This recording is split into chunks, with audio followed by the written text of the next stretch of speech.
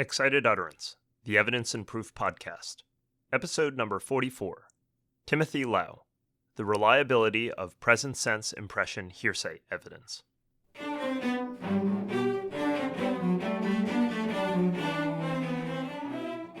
Welcome to Excited Utterance. I'm your host, Ed Chang from Vanderbilt Law School. Excited Utterance is your podcast for cutting-edge scholarship and developments in the world of evidence. We bring virtual workshops to you throughout the academic year. This week, our guest is Tim Lau. Tim is a member of the Research Division at the Federal Judicial Center. Our podcast today features Tim's recent article, Reliability of Present Sense Impression Hearsay Evidence, which was published in the Gonzaga Law Review. In the article, Tim looks at the psychological justifications of the present sense impression exception to the hearsay rule. The present sense impression exception has taken criticism over the years, most recently from Judge Richard Posner. As with many evidentiary rules, its suspected origins are in some kind of vague armchair psychology, the assumption that contemporaneous statements are more reliable and therefore don't need to be tested by cross-examination. Tim looks at the exception through a social scientific lens, asking if there are reasons to believe that the armchair psychology in this case might just in fact be right. Tim, delighted to have you on Excited Utterance. Welcome. Thank you, Ed, for having me today. So before I begin, I need to give a disclaimer. I am Timothy Lau, and I am a research associate at the Federal Judicial Center, which is an agency of the federal courts. I serve as liaison of the center to the Advisory Committee on the Federal Rules of Evidence, and the views I talk about today are mine alone and do not represent the views of the center, the Advisory Committee, or the federal courts. So your article is about the present sense impression exception to the hearsay rule. Just to refresh everyone's memory on it, what is the present sense impression exception, and what are the reasons for it, at least conventionally speaking? The present sense impression, and I'll read out the definition from the Federal Rules of Evidence 8031. It is a statement describing or explaining an event or condition made while or immediately after the declarant perceived it. The official explanation that the Advisory Committee wrote back in the 1970s, almost 50 years ago, it basically says it's hard to lie without time to think. Essentially, the idea of the present sense impression is that a statement made at the moment of something happening, describing or explaining the event or condition, is reliable because under time pressure, it is hard to lie about it. As you rightly point out in your article, present sense impressions are often mixed up with excited utterances, and in order for your analysis to be meaningful, you need to be able to isolate the effect of the present sense impression as opposed to the excited utterance exception. And what I found really interesting in your article was that you managed to find a few pure cases of present sense impression. Those are scenarios where the reliability comes from the present sense impression as opposed to any kind of excitement. I was wondering if you might be able to tell us a little bit about one or two of these examples, just to give us a concrete point through which we can talk about the rule and its justifications. Let's go back to review. An excited utterance, according to the definition in Rule 8032, is a statement relating to a startling event or condition made while the declarant was under the stress of excitement that it caused. So if you just compare the definitions of a present sense impression and excited utterance, as long as a present sense impression is made under some stress of excitement, the present sense impression is by definition also an excited utterance. So it is necessary to isolate those present sense impressions from those that could also be considered excited utterance. In some sense, we are talking about present sense impression that are made under a state of detachment as opposed to stress. It is kind of tricky to identify pure present sense impressions from cases because sometimes judges would not say out loud that present sense impression would not have been admissible under the excited utterance hearsay exception as well. But from the cases, you could find that there are some cases involving contraband, such as currency smuggling or drugs, or cases involving dialogue between government agents, where these pure present sense impressions can be found. And the dialogue between government agents is something unexpected and something interesting, worthy of exploration. So in my paper, I pointed to examples. One of them involves basically a count of marijuana plants. So one agent was walking down a row of marijuana plants and announcing the counts of the number of plants in that particular row of marijuana plants to another agent with a clipboard who's writing the count down, and that was the present sense impression. Another example, it was in an undercover bust. There was an agent who was narrating what's going on to agents with earpieces in the undercover bust. And so the narration was a present sense impression. Yet another example I found, which is more recent and came up since the publication of the paper, was from United States versus Hughes in the 11th Circuit. And that involved a computer-aided dispatch report, what they call a CAD report. Essentially, these are communications between government agents in some operational capacity, if you will. This makes sense in that they don't involve stress because these agents are doing their job, and so they're disinterested in what's going on to some degree. We could consider the pure present sense impressions. Okay, let's get to the available social science. Why might we think that present sense impressions are more reliable? Okay, so in terms of the science, I have lots of citations in my paper, but let me sum it up quickly. Essentially, we could identify lying as having three cognitive steps. Number one, you recognize the opportunity to lie. Number two, you have to make the decision to lie. And number three, you have to craft the lie. And each of these steps is, in some sense, a type of performance. And all of them require time and effort, and they are negatively impacted by time pressure and stress. And furthermore, and this is important as well, they are heavily governed by the incentive to lie.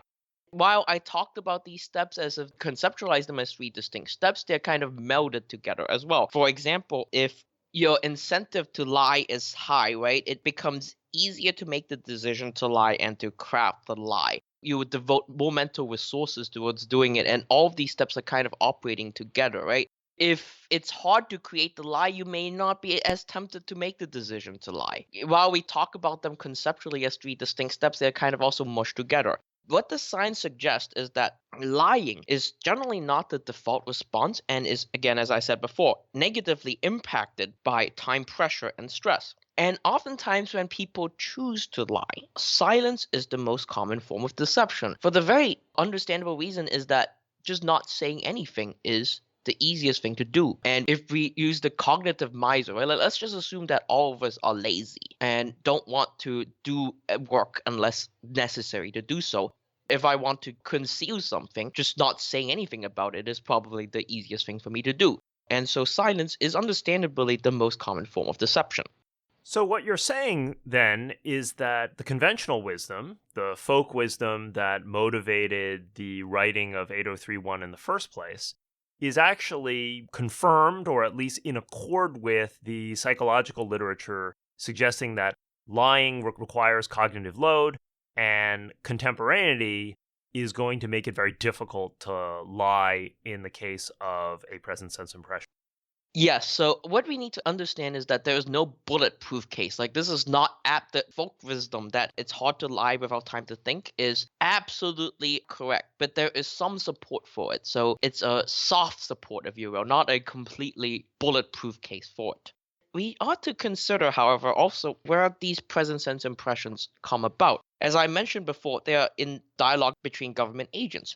We need to apply the science not to consider only the present sense impressions, everything that's present sense impressions, but from an evidentiary point of view, it's what is present sense impression hearsay evidence. And it is necessary to distinguish between just any observations that anyone makes compared to those that actually make it in front of a judge. Again, when we look at these intergovernment communications, so I am personally a government bureaucrat. From my personal experience, there isn't much incentive for me to lie to another government agent in operational work. So let's just consider the one I was talking about, the earpiece, right, in the undercover bust. The government agent narrating about the ongoing events on the earpiece by lying can get his fellow agent in physical danger. And if we look at the dispatch report, if the government agent decides to insert lies into a dispatch report, it would simply send his or her fellow agents on a wild goose chase. So if he just decides to play a joke on them and just include lies in the report, then his fellow agents would just go to the wrong place or do something wrong. When you put together all of this, it's not that people can't lie in the present sense impressions, but in the context where these things come about, we may have reason to think that the science combined with the present sense impression as it is applied in the situations where it come up, present sense impression hearsay evidence is in some sense reliable. But this move leads me to be a little bit concerned now that we are conflating present sense impression with the business record exception, or something akin to the business record exception. If the context of some of these cases causes the present sense impression to be reliable because there's no motive to lie, and it makes sense that government agents wouldn't mislead other government agents in the same overall organization, isn't the reliability coming from its nature as a effectively business record than as a present sense impression? Yes, that is actually an interesting point. When I was talking about United States versus Hughes about the computer-aided dispatch report, I believe that was considered admissible under the business records exception itself. So there's some relationship between the present sense impression in this context and the intergovernment agent conversations with the business records, although there are other parts of it that must be met. Some pure present sense impressions would not fall within the business records exception. I was talking about contraband cases. The facts are really complicated, but someone was trying to carry currency out of the country and was traveling with his mother. The government agent, because his mom couldn't speak English and they were, if I remember correctly, they're Bosnian, he translated what the government agent told him in Bosnian. The translation itself was the present sense impression. So in that context, there is a little difference between the present sense impression and the business records. Although when we talk about the government agents context, yes, there is some overlap between the two. We see that there are reasons to believe that this exception is reliable. What's the critique of the exception then? It seems to me that in general, there are reasons to believe that present sense impressions are more reliable. They're not always more reliable, but as a rule, they're better than others. So what's the problem? Let's consider the criticism that Judge Richard Posner of the Seventh Circuit posed in a case called United States versus Boyce, where he really went after the present sense impression hearsay exception. In that case, he said that it is actually very easy to lie, and it takes less than 1 second to do so. So Judge Posner is well known for hating dogs and loving cats. And he brought up the example that if he met an acquaintance in the street with a dog and the acquaintance says, "Isn't this a cute dog?" he would be able to quickly lie that the dog is in fact cute. Now, that criticism is not really valid here because, yes, experiments have shown that some lies can take less than 1 second to make, but these lying experiments generally are extremely simple. So the standard paradigm of these lying experiments is the die under the cup experiment. Let me just describe how this works. You promise someone that they will be paid in dollars the amount they claim they get from the throw of a dice. So if you say, give someone a cup and you throw the dice, you let them throw the dice, and if they say 6, then they get $6. If they say 1, they only get $1. Now, in these experiments, the incentives to lie and the construction of the lies are obvious. So the easy lie to make is just to claim 6 every single time so that you get $6. These lies also don't involve physical danger. But that is not true of present sense impression hearsay evidence. When I was talking about, for example, the computer-aided dispatch report or the narration of the ongoing events by federal agents between agents of the government, these are narrations. They are not yes or no answer. And if you want to insert lies, it is not that obvious how to do so. It takes a lot longer. And so while we can project trends from experiments and conclude that lying takes more time, what we should not do is to take the lying times in these simple experiments and say they apply to situations involving present sense impression hearsay evidence. Now, I go back to the point where Judge Posner because Judge Posner picked a particular interesting example of a white lie. And that's interesting because you could use that as a starting point to distinguish between that type of easy lying and the real present sense impressions, hearsay evidence. So a white lie, if someone brings up a child to you or a pet to you and you say, oh, the pet is cute, even though you don't really think the pet is so, it is something that we are all trained to do. The incentives to lie are clearly obvious because if you tell someone that the pet or the child is ugly, you're going to get into social conflict. And in fact, you would be socially ostracized if you do that with regular frequency, I would think. If you go out and tell people that the babies are ugly, that's not a very good way to go in life. And so all of us are trained to lie and are kind of primed in that context to do so. In fact, as the old saying goes, if you have nothing nice to say, don't say it. That's how we live in life. And so that lie is basically at the tip of your tongue at all times. Even if I don't look at someone's baby, I think I'll just say that the baby is cute because that's what I'm trained to do. But present sense impression, hearsay evidence is different. Let's go back to the narration of the ongoing events. That's not a white lie situation anymore. The agents are narrating what's going on, and if there are errors in the narration, then his co-workers are going to be in deep trouble, in physical danger. Then the narration describes what's ongoing, and there's no stock answer, if you will. So there is a difference one could see between the white lie and the easy lies that Judge Posner was pointing to what is actually in evidence as present sense impression hearsay evidence. Let me take a different perspective or a different critique of the present sense impression exception. So let's say I agree with you and the available social science suggests that lying is in fact more difficult under these conditions. Isn't it also true that under these conditions, it may be easier to make inaccurate observations? You're doing this real time, you're unable to reflect on what it is that you've observed, and the result is that your observations may be wrong. This is kind of the old idea of jumping to conclusion. Why isn't that the critique of the present sense impression exception? That maybe, in fact, in these cases, we really do want the ability to cross-examine the declarant because we are not convinced that the observations are accurate, even though we may be convinced that there's a higher probability of sincerity. That's an interesting question. That perception critique, there's some support for it that under time pressure on perception may be negatively impacted. That is, however, more of a criticism, I think, towards the excited utterance hearsay exception, where under stress, perception is known to really go down. Now, if we apply that criticism to the present sense impression, the answer is this. If the declarant perceives something badly under the time pressure, that perception is not going to improve after the event, so that the statement that the person makes on the stand is going to be more trustworthy than the statement that the person made at the particular time. So let's go back to, say, the narration. So an ongoing narrator. That's, the standard present sense impression. The ongoing narrator. He observes an event and just basically just narrates it. Let's say a football commentary. Someone watching a game and just narrating what's going on. Yes, there may be things that that person misses.